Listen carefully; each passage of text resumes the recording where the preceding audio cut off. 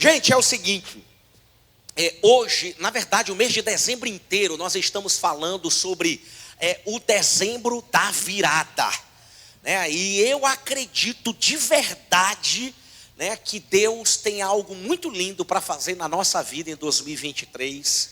Eu acredito de verdade que Deus tem coisas boas para a sua vida, né? E assim, é muito importante a gente vir para a igreja e ouvir a mensagem de Deus. E a mensagem de Deus, ele disse assim: bem sei que pensamentos eu tenho sobre vós, pensamentos de paz e não de mal, para vos dar o fim que desejais. Ei, Deus tem coisas boas para você e para o seu futuro. Deus planeja coisas muito bonitas para você e para a sua família.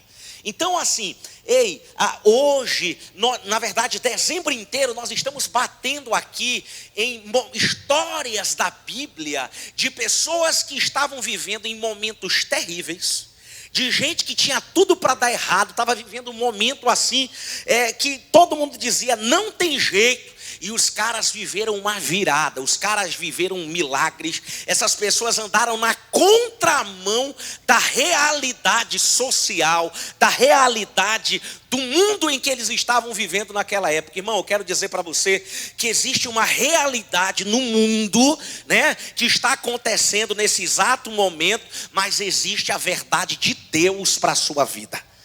Então existe aquilo que os homens estão dizendo, essa é a realidade do mundo é essa, a realidade do Brasil é essa, mas qual é a verdade de Deus? Eu quero alinhar o teu coração, né, com a verdade de Deus, e eu quero dizer para você que a verdade de Deus, na maioria das vezes, não está alinhada com a realidade, e a verdade de Deus não ignora a realidade terrena, mas ela transforma e atropela a realidade terrena, porque a verdade de Deus é poderosa para você.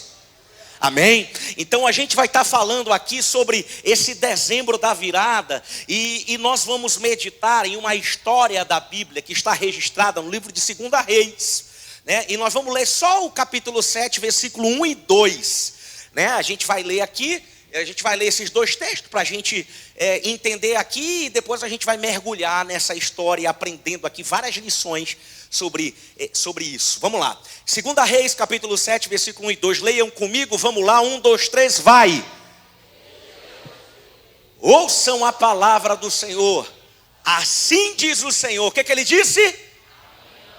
Por volta dessa hora, na porta de Samaria, tanto uma medida de farinha como 2 medidas de cevada serão vendidas pelo quê, gente? Por uma peça de prata. Preste muita atenção. Ele está profetizando aqui farinha e cevada a preço de banana. Agora sim, parece uma coisa assim normal, mas depois a gente vai entender a história. Qual é o contexto disso daqui? Havia uma crise, havia um cerco, né? Eles estavam cercados pelo inimigo. E a Bíblia diz que esse povo, a crise foi tão terrível, a situação se agravou a tal ponto, que eles estavam pagando em torno de 4 mil reais numa cabeça de jumento, em valores corrigidos, 4 mil reais numa cabeça de jumento, e eles estavam pagando mais ou menos 300 reais em 200 ml de cocô de pombo.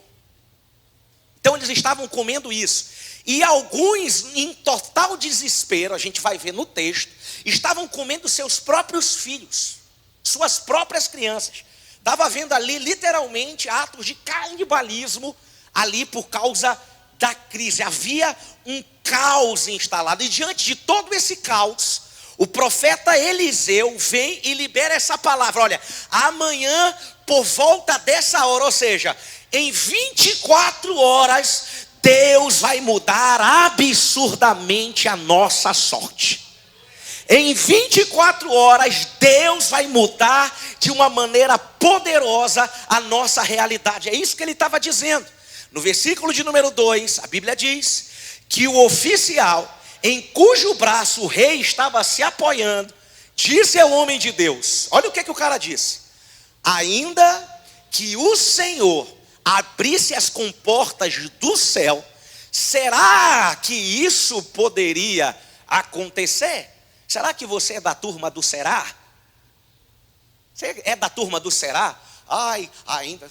Vai não. Deus vai te abençoar. Não vai não. Ele não vai não. Tem gente que é da turma do será, irmão.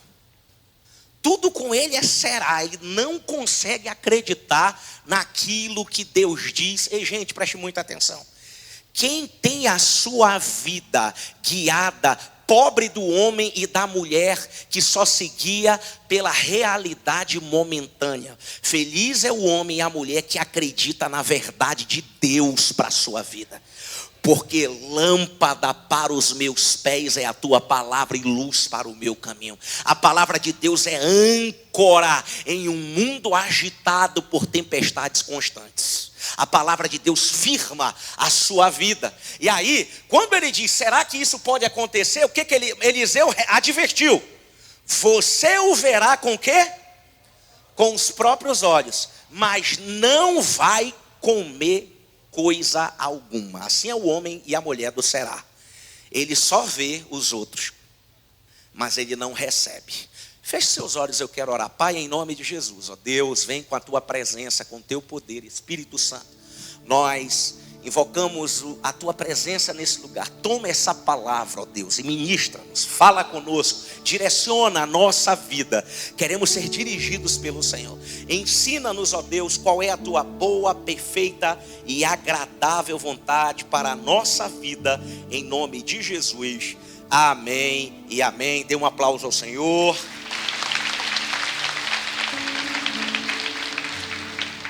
Pessoal, nesse texto da Escritura, a gente vê aqui o povo de Deus sendo atacado por um rei chamado Ben-Hadad. E esse rei, ele personifica ali mais ou menos a estratégia de Satanás. Como é que o inimigo nos ataca? A gente vai aprender aqui. Como é que o inimigo ataca? Coloca aí 2 Reis, capítulo 6, versículo 24. Como é que funciona essa estratégia do inimigo? Como é que ele nos ataca? A Bíblia diz assim, ó. Algum tempo depois, Ben-Hadad, rei da Síria, mobilizou todo o seu exército. Diga comigo, todo o seu exército. Gente, o ataque quando vem é força total.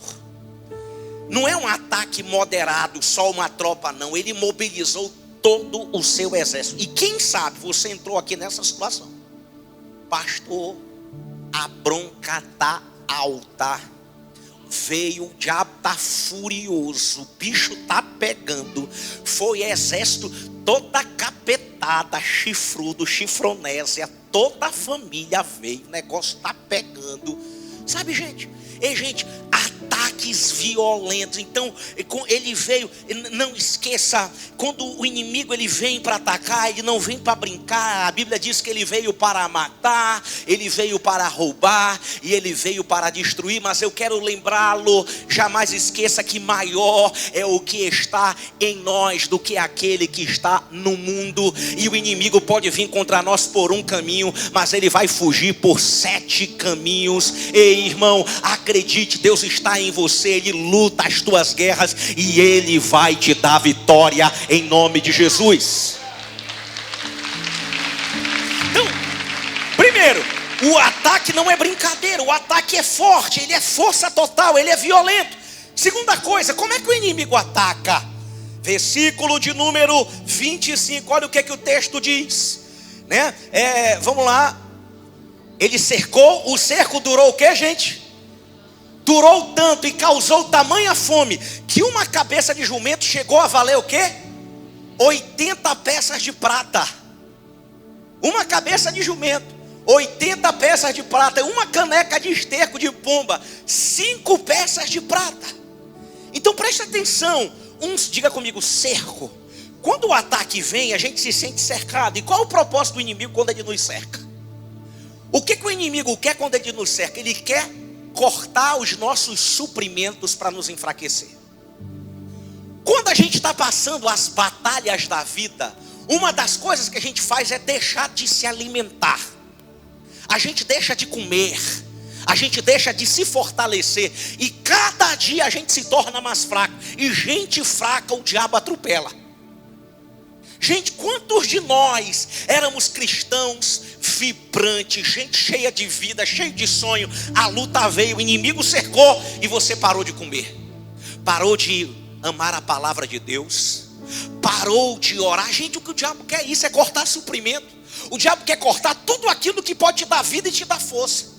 O diabo quer desconectar você e tirar de você o ânimo de se alimentar e de beber daquilo que Deus tem para você. Aquele que tem fome, venha e beba. A Bíblia diz, bem-aventurado que tem fome e tem sede de justiça, porque eles serão saciados. Ei, gente, ei. Deus te trouxe aqui hoje para dizer, você pode comer, Deus tem comida para você. Ei, volte a comer da palavra de Deus.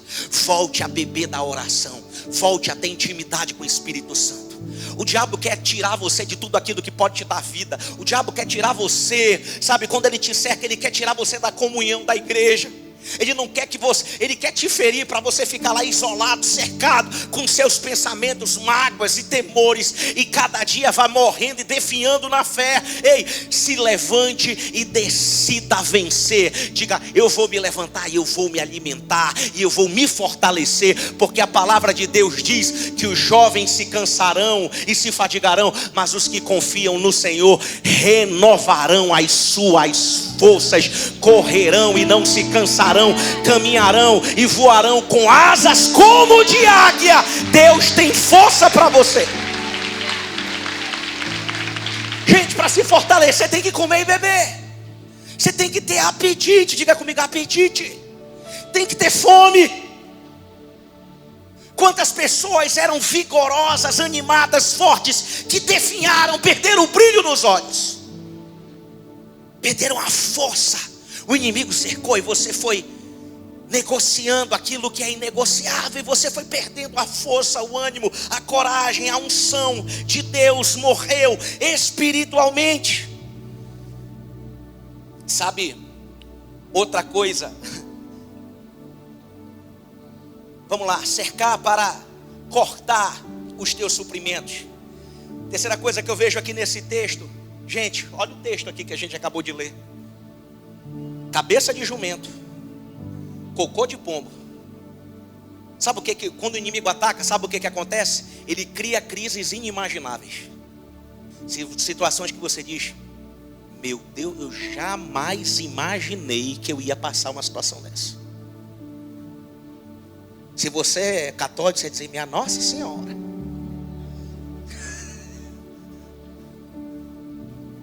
Pelo amor de God, meu Deus, como é meu, eu nunca imaginei. Gente, esse povo aqui nunca imaginou estar passando por isso. Então quando o inimigo vem, ele causa situações inimagináveis, inexplicáveis. Agora, outra coisa que acontece quando a gente está vivendo debaixo do ataque do inimigo. Olha o que aconteceu com o rei de Israel aqui, no versículo de número 26, olha como é que o rei se sentiu diante do ataque do inimigo. Versículo 26 e 27. Um dia, quando o rei de Israel inspecionava os muros da cidade, uma mulher gritou para ele lá de baixo, socorro, majestade, debaixo do muro. Ele ia passando por cima do muro, a mulher grita, socorro, majestade. O rei respondeu, se o Senhor não a socorrer, como eu poderia ajudá-la? Acaso há trigo na eira ou vinho no tanque de prensar uvas? Ei, gente, sabe o que acontece? Quando o ataque vem, a gente tem uma sensação de impotência. Sabe, sensação de impotência, eu não posso fazer nada. As coisas são assim mesmo. E tem muita gente aqui vivendo debaixo de um ataque do inimigo que tem entregado as pontas. Tem dito, ei, eu não posso fazer nada, a coisa é assim mesmo. E pararam de lutar. Pararam de lutar, uma sensação de total impotência. Eu quero lembrar, meu irmão, eu quero lembrar você que você não pode perder, sabe, a sua fé, a sua confiança em Deus. Quem está me entendendo, diga amém. Ok, já falei aqui sobre o ataque do inimigo. Agora nós vamos falar aqui, talvez eu estou falando aqui, você se identificou, pastor, é comigo a bronca. Estou no ataque, o bicho é comigo a bronca. Eu estou vivendo exatamente nesse fronte de batalha, a guerra está grande. Agora a gente vai aprender aqui, na hora do ataque, erros que você não pode cometer em tempos de guerra. No tempo da guerra, no tempo que você está vivendo um ataque, uma guerra espiritual, esses erros aqui você não pode cometer. Preste muita atenção. Número 1, coloca o versículo 28 e 29 do capítulo 6. Esse erro você não pode cometer. Preste atenção. Vamos lá. Contudo ele perguntou para as mulheres, o rei, né? Qual é o problema? Ela respondeu, preste atenção. Leia. Esta mulher me disse: vamos comer o meu filho hoje, e amanhã, o seu filho hoje, e amanhã comeremos o quê? O meu. Então cozinhamos o meu filho e o comemos. No dia seguinte, eu disse a ela que era a vez de comermos o seu filho, mas ela o havia... Forte, né, irmão? Preste atenção. O que eu aprendo aqui? Erro que você não pode cometer quando estiver vivendo uma batalha espiritual, uma guerra. Sabe qual é o erro que você não pode cometer? Sacrificar. Sabe? Sacrificar as coisas que têm mais valor na sua vida. Sacrificar aquilo que é inegociável para satisfazer um desejo momentâneo. Matar um filho por causa da fome. Matar um casamento por causa de um adultério. Acabar com a saúde por causa do refrigerante. Gente, sacrificar o que não tem preço por causa de um prazer momentâneo, está aqui. Que é o instinto, eu estou com fome, bora comer meu filho. Filho não tem preço. Você está me ouvindo? Seja responsável com o futuro dos seus filhos. Não negocie isso. Não permita que seus filhos cresçam nesse ambiente conturbado, de loucura, de desequilíbrio. Levante-se como Josué e diga: eu e minha casa serviremos ao Senhor. Eu vou prestar em nome de Jesus. Gente, sacrificar aquilo que não tem preço, aquilo que é inegociável. Quantas coisas você tem negociado na sua vida que não tem preço em nome de um prazer momentâneo, de um instinto humano momentâneo? Bom, pelo amor de Deus. Quantas pessoas têm aqui negociado sua eternidade, brincando com a sua eternidade, por causa de coisas de momento, coisas poderosas, importantíssimas. Isso é comer o próprio filho, isso é comer aquilo que não tem preço, isso é sacrificar, sabe? Não seja um escravo dos seus instintos e dos seus apetites momentâneos. Quem está me entendendo, diga amém. Então isso aqui é um erro, isso aqui é um erro, que você precisa tomar muito cuidado. Erro número 2, que você não pode cometer em tempos difíceis, versículo de número 30. Quando o rei ouve aquele relato, daquelas mães falando aquilo. Versículo de número 30. Quando o rei ouviu as palavras da mulher, o que é que ele fez? Rasgou as próprias vestes. Era o líder. Era aquele que deveria dar alguma direção e alguma solução. Mas ele rasga as vestes. Como estava sobre os muros, o povo viu que ele estava usando pano de saco por baixo junto ao corpo. O que eu aprendo aqui? Em momentos de guerra, você não pode perder a esperança e agir de maneira desesperada. Irmão, no momento de guerra, não perca a fé. Você está me ouvindo? Ei, continue crendo. Continue confiando em Deus. Os homens que a gente mais admira é a gente que acreditou. Você está me ouvindo? Bom, é interessante que na vida a gente enfrenta desafios gigantescos e a gente às vezes morre por uma besteira. Se a gente parar e olhar para trás, tudo que a gente já venceu na vida com Deus, a gente diz: meu Deus do céu, eu não posso ser derrotado por isso aqui. Então, preste muita atenção, não perca a sua fé, não perca a sua confiança, não perca a sua esperança, não entregue os pontos.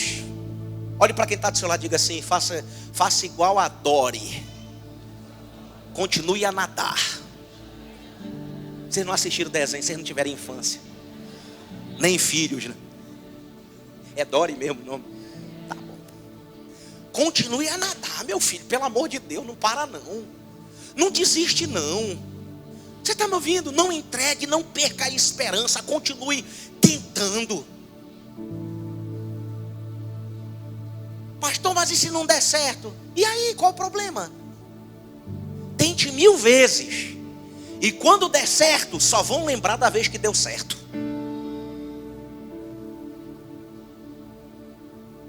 Bora, cara. Continue confiando, continue indo para cima, não perca a fé, não perca a esperança, não perca, gente, ei irmão, não perca o brilho nos seus olhos, a esperança, a fé. Um dia, um pai trouxe um menino que estava endemoniado até Jesus. Os 12 discípulos tentaram expulsar o demônio daquele menino. Colocaram a mão, o pé e ninguém conseguiu expulsar. O cara já estava desesperado. Levou até Jesus e disse: mestre, se tu podes, faz alguma coisa por mim. Jesus disse: a questão não é se eu posso. A questão é se tu podes crer. Porque tudo é possível àquele que crê. Olhe para mim, irmão. Ei, não perca o brilho dos olhos. A esperança do amanhã. A pior coisa é quando o homem perde a fé da vida. Perde a esperança de um futuro melhor. Quando ele perde a esperança, ele perde a capacidade de lutar. Então continue crendo, se levante. Quantas vezes forem necessárias, faça acontecer.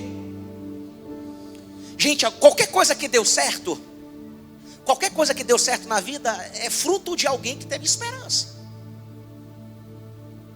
Ou você acha que, por exemplo, essa igreja está bonita, legal, né? Mas para essa igreja dar certo, irmão, a gente teve vontade de desistir um monte de vezes.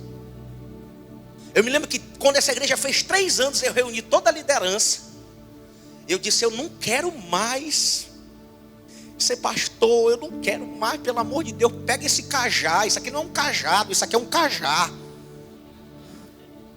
Pega, eu não quero. Eu desisti, eu entreguei. O menino voou no meu pescoço e disse: pelo amor de Deus, não faz isso não. Ainda bem que ele fez isso. Gente, ei, olhe para mim. Nada que vale a pena na vida foi construído facilmente. Amém? Nada. Houve muita esperança, muita luta, muita guerra vencida, muita lágrima. Ei, olhe para mim. Ei, se você não desistir, vai dar certo. Vou repetir mais uma vez. Você vai fazer esse casamento dar certo. Você vai fazer em nome de Jesus esse negócio dar certo. Ei, Deus vai te ajudar. Deus abençoa os homens e as mulheres que agem com fé e com esperança. Outro erro que você não pode cometer, sabe o que é? Versículo de número 31 de 2 Reis 6. 2 Reis, capítulo 6, versículo 31. E ele disse: Deus me castigue com todo rigor, se a cabeça de Eliseu, filho de Safate, continuar hoje sobre os seus. Sabe qual é o outro erro que você não pode cometer na guerra? Sabe qual é? E a gente comete muitas vezes. É o erro de tentar espiritualizar a luta, colocando a culpa em Deus ou no homem de Deus. Deus, por que tu fez isso comigo? Eu não sei. Aí Deus olha e diz: foi tu que te meteu na jaca. Eu também não sei por que tu fez isso.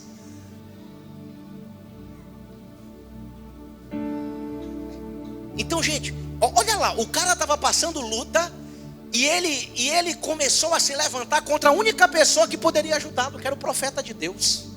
Você está me ouvindo, gente? Muito cuidado com isso. Do nada ele disse: rapaz, eu vou matar o pastor. Eu vou matar, uma vontade de matar um pastor hoje. A vontade de matar um pastor. Do nada, colocou a culpa em Eliseu. Gente, pelo amor de Deus, não faz isso. Não transfira, sabe? Não tente arrumar um culpado para a sua luta. Não tente colocar a culpa em Deus. É um erro. Não se revolte contra Deus e nem contra o homem de Deus.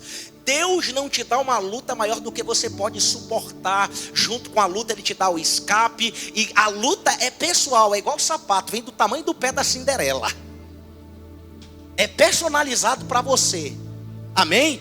E deixa eu falar uma coisa para você. Quanto maior é o teu tamanho, maior é a tua luta. Porque Deus acredita em você. Deus só dá Golias para Davi, que sabe o tamanho do coração. E aí, meu amigo, deixa eu falar uma coisa para você. Quanto maior for o adversário que se levantar para você, contra você, maior vai ser a tua recompensa. Adversário pequeno, recompensa pequena. Adversário grande, recompensa grande. Amém, gente? Quem resolve problema pequeno tem recompensa pequena. Quem resolve problema grande tem recompensa grande. Amém, gente? Então, culpar a Deus e o homem de Deus é um erro. Vamos lá. Outro erro que você não pode cometer em dias maus. Coloca aí 2 Reis capítulo. Aquele texto que a gente leu no início, lembra do que o cara falou? Ele disse: será, ainda que Deus abrisse janela do céu, isso não poderia acontecer, eu não acredito nisso, né? E coloca no versículo 2, ainda que o Senhor abrisse com portas do céu, será que isso poderia acontecer? Sabe qual é o outro erro que você não pode cometer? Não acreditar na palavra de Deus para a sua vida. O que foi que Deus falou com você? O que a Bíblia diz em relação a esse assunto? Você está me ouvindo? O que foi que Deus falou ao teu coração, abençoado? Não duvida não, pelo amor de Deus. Amém?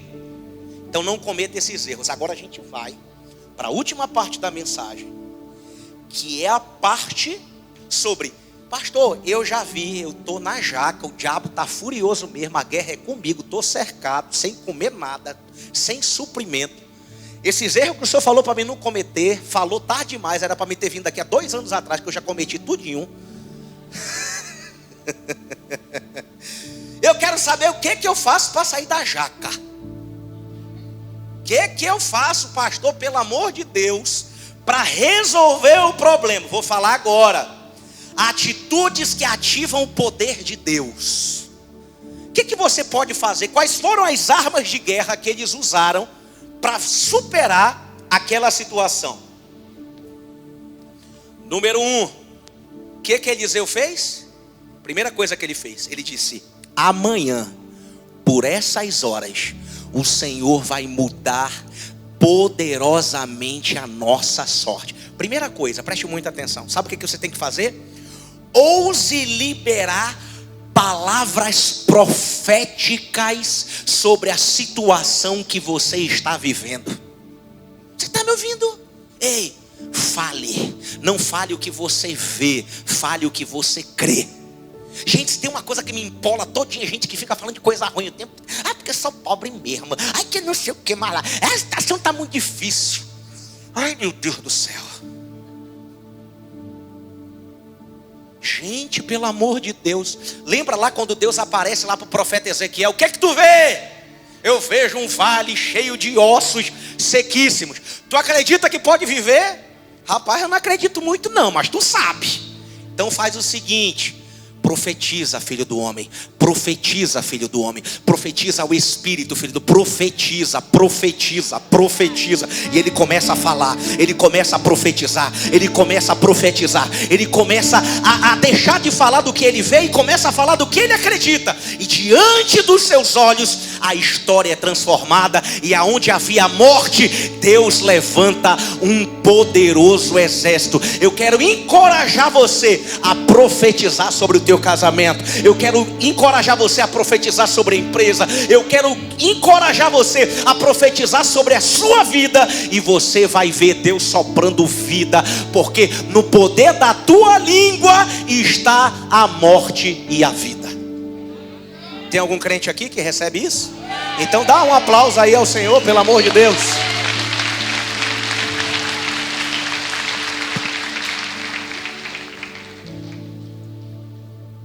Então, número 1, libere palavra.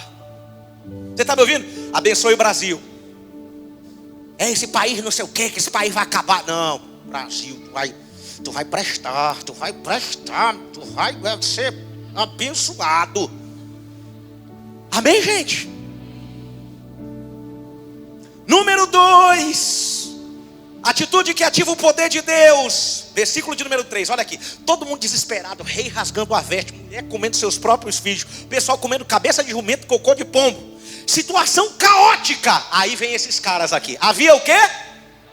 4 leprosos junto à porta da cidade. Eles disseram uns aos outros: por que ficar aqui esperando a morte? Tem o crente Raul Seixas, né? Esperando a morte chegar. O cara está esperando a morte chegar, irmão. Pelo amor de Deus, os 4 leprosos. Se eu estivesse lá, eu dizia: vai, leproso. Os 4 leprosos olham um para o outro e dizem: rapaz, a gente vai ficar aqui para morrer esperando, não vamos fazer nada. Você está doido? A gente vai ficar aqui esperando morrer. Ei, meu amigo, pelo amor de Deus. Sabe o que você aprende aqui com esses caras aqui? Tome uma atitude, pelo amor de Deus. Faça o que precisa ser feito. Ei, irmão, faz o que... É para estudar? Estuda. É para trabalhar? Trabalha.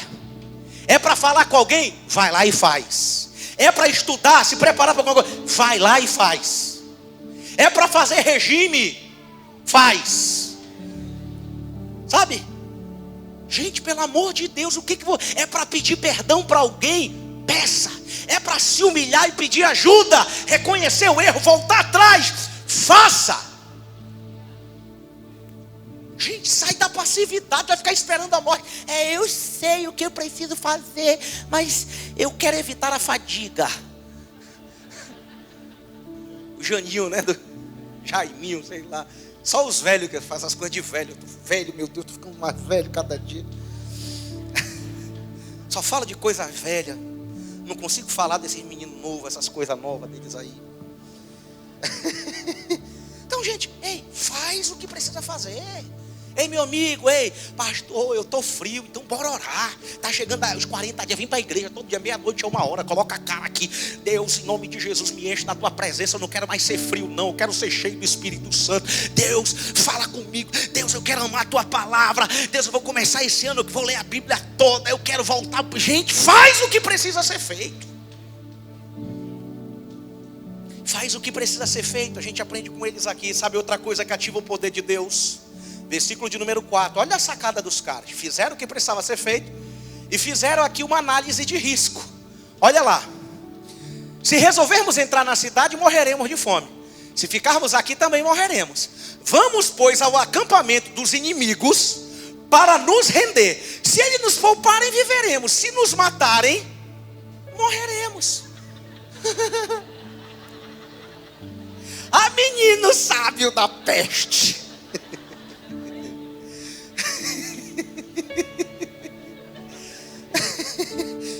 Gente, ei, sabe o que eu estou aprendendo aqui? Disposição para correr riscos necessários e calculados.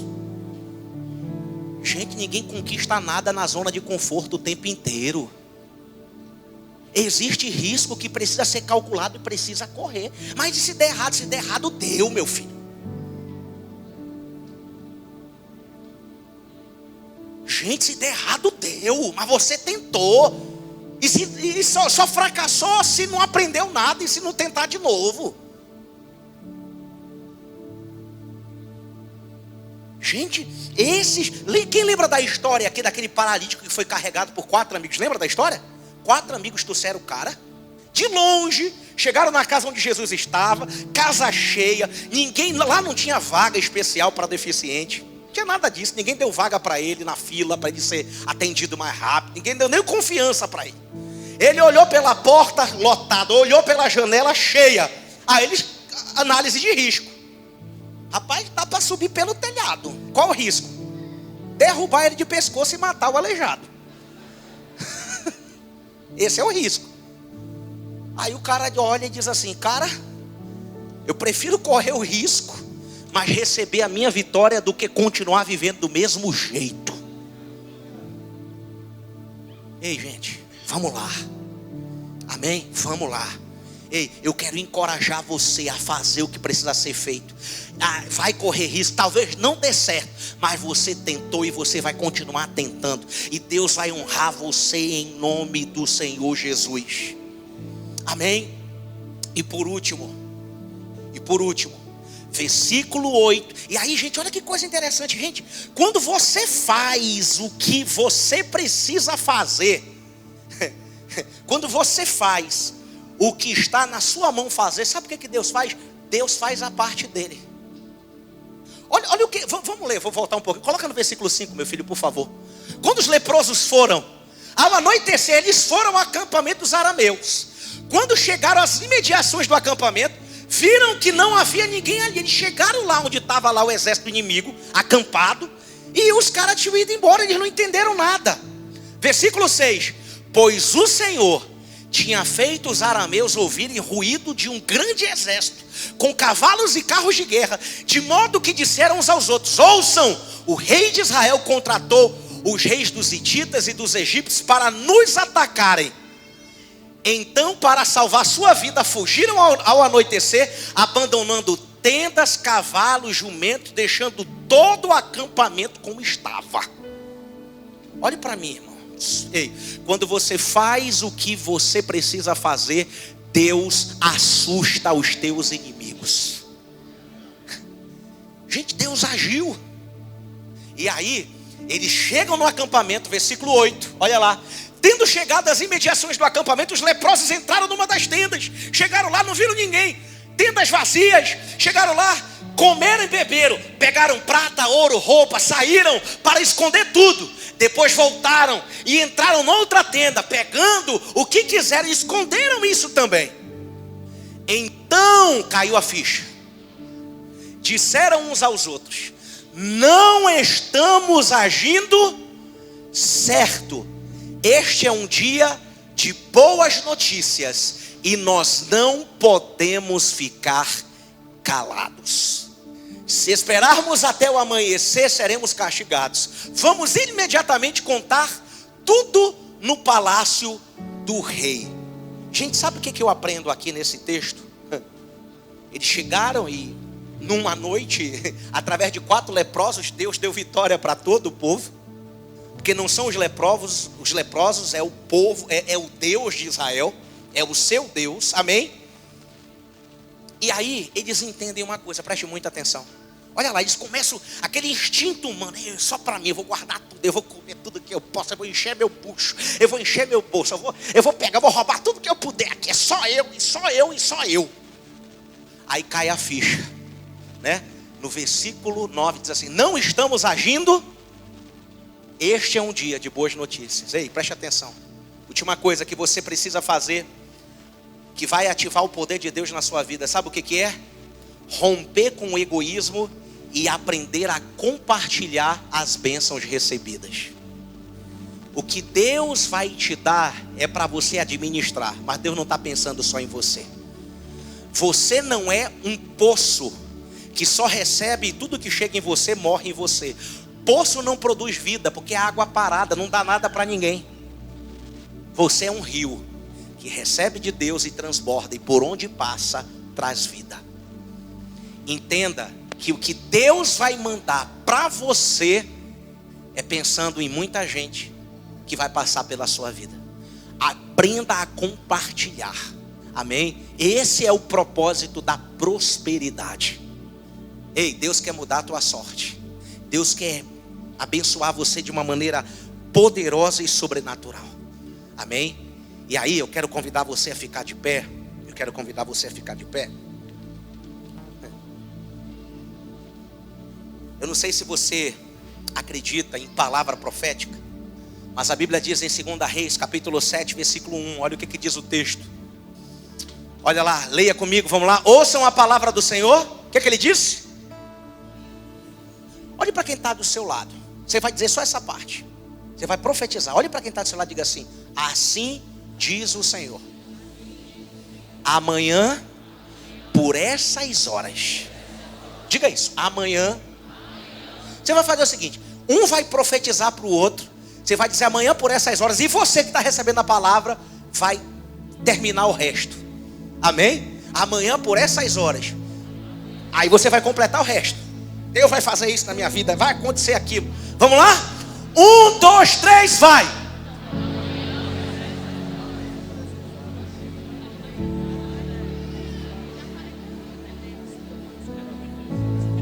Quem acredita nisso? Pastor, isso é um absurdo, não dá para acreditar. Ei, escute, pelo amor de Deus, preste atenção, olhe para mim. Um dia, José dormiu com uma vassoura na mão, varrendo a penitenciária do Egito. 24 horas depois, amanhã por essas horas, ele estava com cetro na mão, governando todo o Egito. Um dia, Davi tocou: o Senhor é meu pastor, para as ovelhas do seu pai. 24 horas depois, ele estava diante do exército de Israel, com uma funda na mão, derrotando Golias e virando um grande líder